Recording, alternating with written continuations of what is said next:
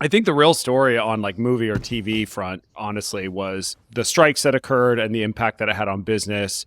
And I know we did an episode a couple of weeks ago on consolidation, and you want to talk consolidation, that is coming in a major way. The streaming services will be consolidating.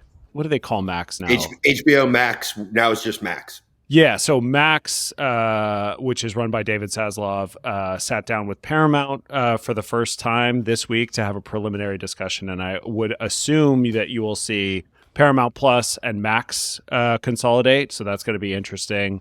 And I think that you will see more and more of those. Obviously, like Disney's acquisition of Fox means that Hulu and Disney Plus are all one streaming service, although I think most of us who have both are still paying for both. So it will get interesting. The impact that it's going to have on entertainment, I think, is interesting. But one thing that I think we can learn from this in the sort of the straightforward B2B is that, companies tried to get into streaming, and it was the right decision 100%, because that is the direction things are going. Cable is largely going away.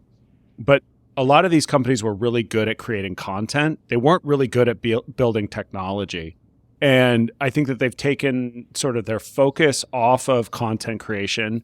A lot of, kind of lackluster movies and shows have been produced as a result. And then apps that are not quite as good as Netflix have been developed and launched into the world. And so one thing that I think we can all take away from that in our day-to-day B2B lives is when you try to bite off more than you can chew because you see a direction that things are going, you can be not even a jack of all trades, but like maybe a seven of clubs of all trades, and end up creating stuff that people aren't all that interested in and an experience that they don't really love. So stay focused, stay with your core competency, and beat that into the ground until you're sick of talking about it.